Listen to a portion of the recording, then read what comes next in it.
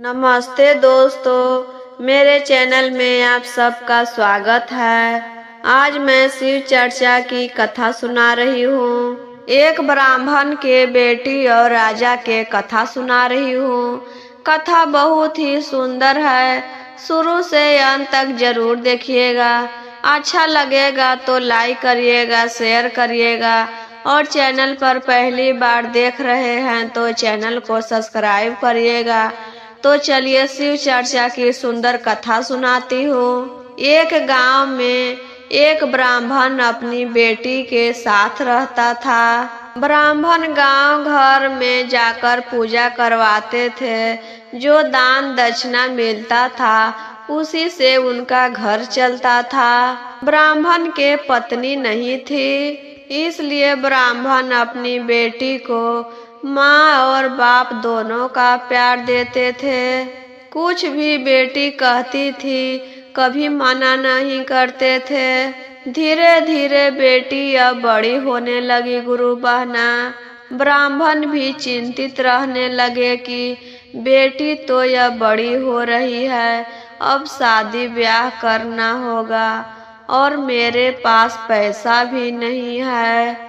जो दान दक्षिणा मिलता है उसे खाने पीने के लिए हो जाता है और शादी ब्याह में तो बहुत पैसा लगता है, तो हम अपनी बेटी के शादी कैसे करेंगे? बिना पैसा के शादी कौन करेगा? पिता के चिंतित देखकर बेटी कहती है, पिताजी आप इतना क्यों सोच रहे हैं? किसके बारे में सोच रहे हैं? ब्राह्मण कहते हैं, बेटी अब तुम बड़ी हो गई हो, तुम्हारा शादी करने का समय हो गया और मेरे पास पैसा भी नहीं है कि हम तुमको शादी करा सके। तुम्हारे लिए हम लड़का कैसे ढूंढे? बिना पैसा के कौन करेगा शादी? बेटी कहती है, पिताजी सब शिव गुरु पर छोड़ दीजिए। शिव गुरु हमारे लिए कुछ सोचकर रखे होंगे।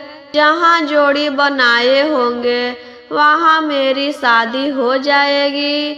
आप इतना नहीं सोचिए, क्योंकि लड़की शिव गुरु के शिष्या थी। वह शिव गुरु पर बहुत भरोसा करती थी। फिर अपने पिता से कहती है, पिताजी हम सुने हैं कि हमारे गांव के राजा कविता सुनने में बड़ा ही शौकीन हैं।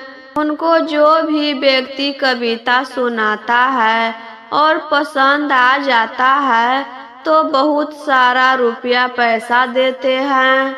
आप भी राजा के घर जाइए, कविता सुनाइए, पसंद आएगा तो राजा साहब दान देंगे। ब्राह्मण कहते हैं, बेटी हमको तो कविता नहीं आता है, हम क्या सुनाएंगे? बेटी बोलती है, पिताजी आपको हम कविता सिखाएंगे, आपको वहाँ जाकर कह देना होगा।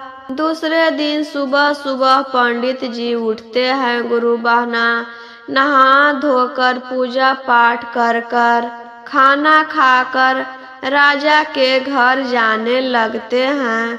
तो बेटी कहती है, पिताजी आप यह कविता सुनाइएगा, तुरंत दान महाकल्याण, तुरंत दान महाकल्याण।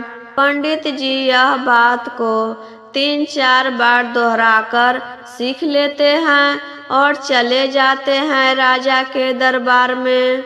वहाँ पर पंडित जी देखते हैं कि कविता सुनाने के लिए बहुत सारे लोग दूर दूर से आए हैं। सब अपनी कविता बारी बारी से सुनाते जा रहे थे।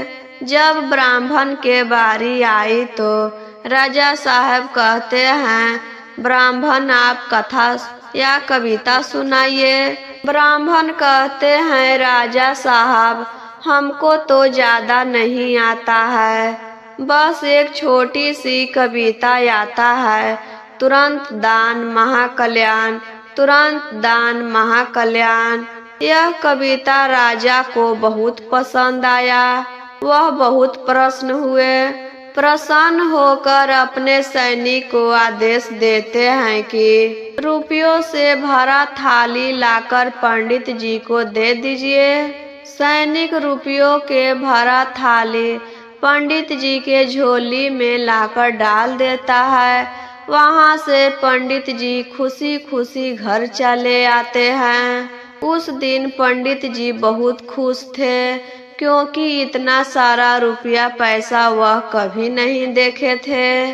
उनको तो बस थोड़ा थोड़ा दाल चावल मिलता था दान दक्षिणा में, वही लेकर घर आते थे।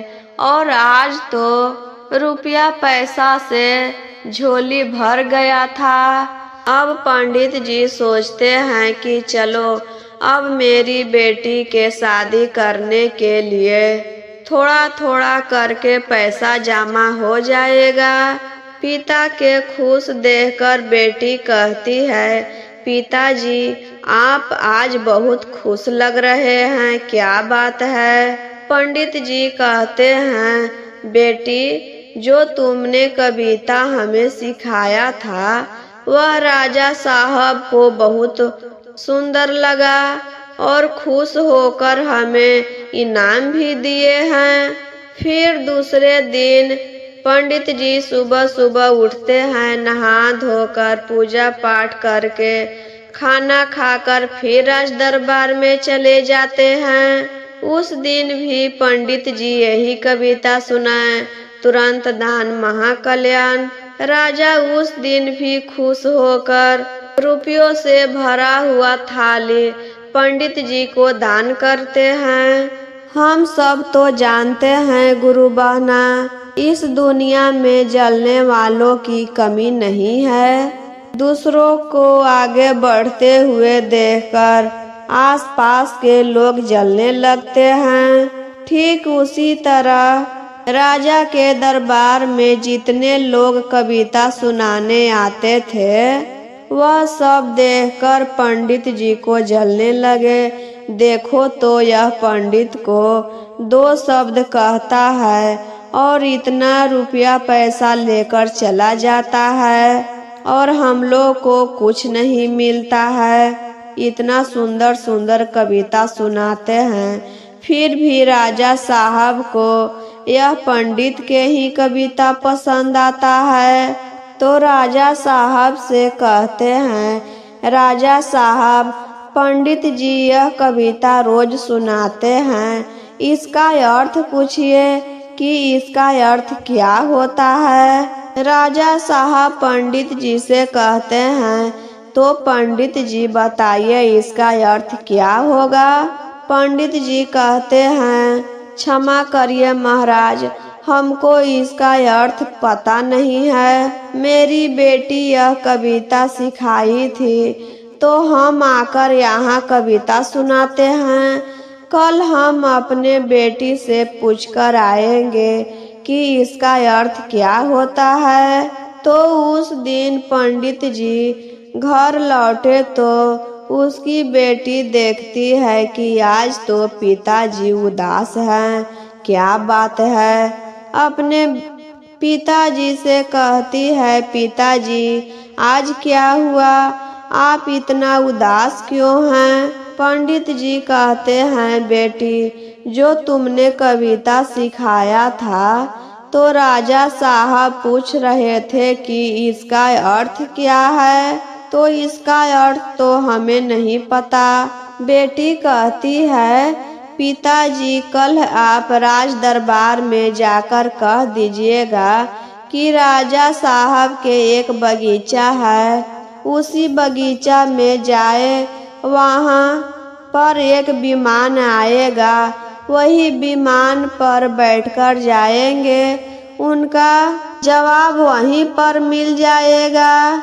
दूसरे दिन पंडित जी जाते हैं राजा के दरबार में। राजा साहब से कहते हैं, राजा साहब आप अपने बगीचे में टहलने जाइएगा, वहाँ पर एक विमान आएगा, उस पर बैठकर आप जाइएगा, वहाँ पर आपका सवाल के जवाब मिल जाएगा।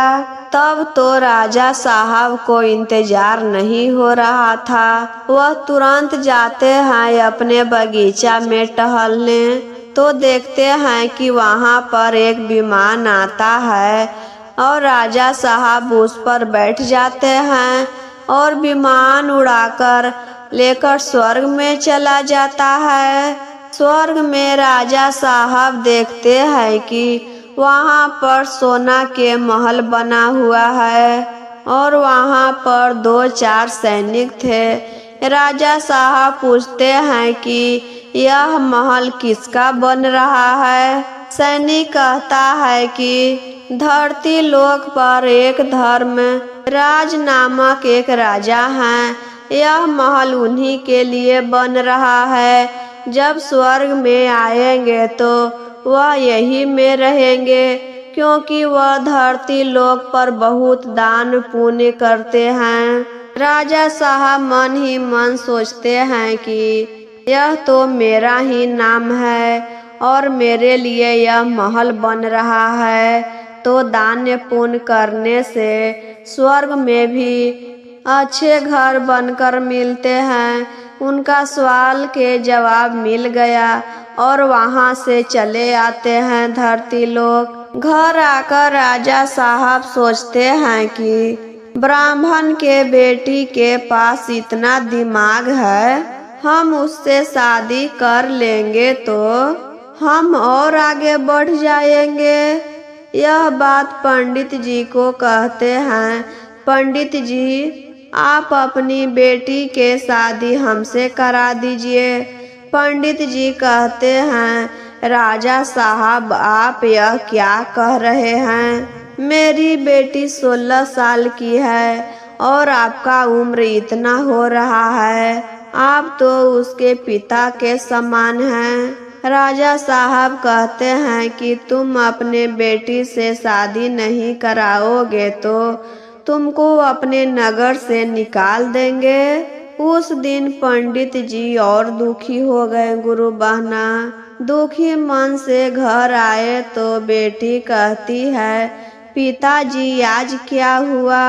आप तो आज बहुत दुखी लग रहे हैं। पंडित जी कहते हैं, बेटी राजा के मन में तुमसे शादी करने का विचार आया है और शादी नहीं करोगी तो नगर से निकाल देंगे। बेटी कहती है, आप इतना क्यों सोच रहे हैं पिताजी?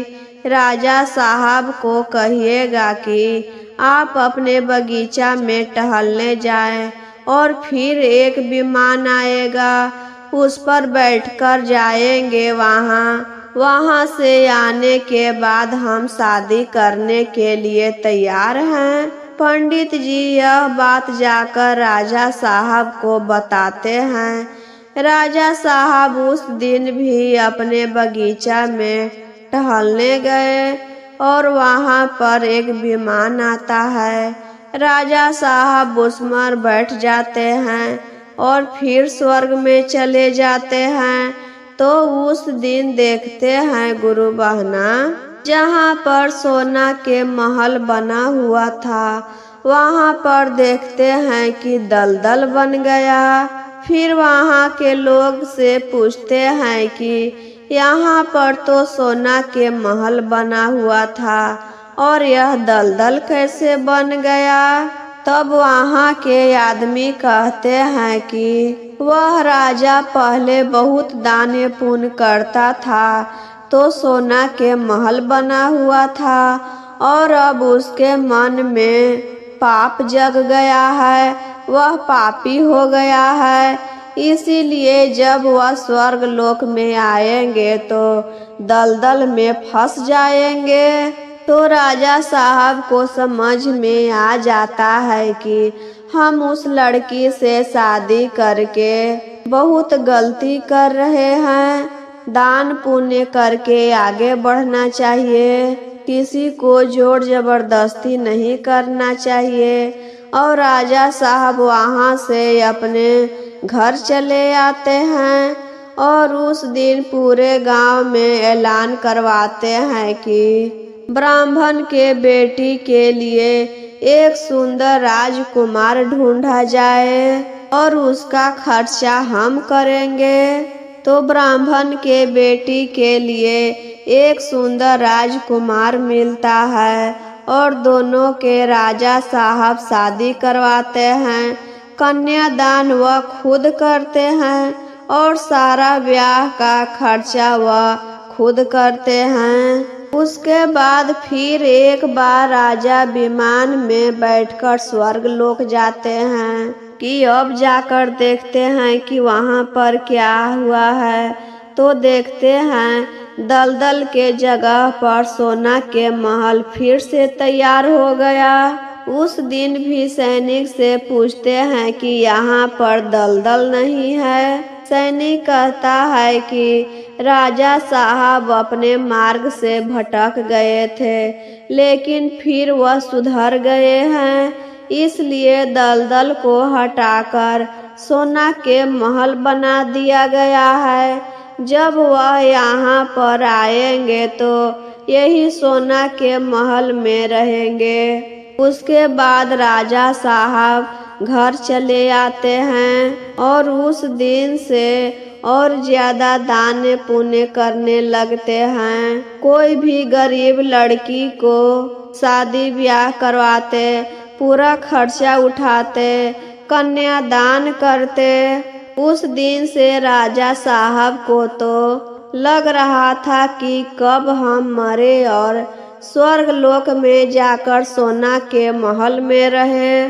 तो गुरु बहना, कन्यादान करना बड़ी भाग्य की बात होती है। यह कथा आपको कैसा लगा गुरु बहना, कमेंट बॉक्स में जरूर बताएं और कमेंट बॉक्स में ओम नमः शिवाय, हर हर महादेव जरूर लिखें, क्योंकि भगवान के नाम लिखने से आपके सारे संकट दूर हो जाएंगे।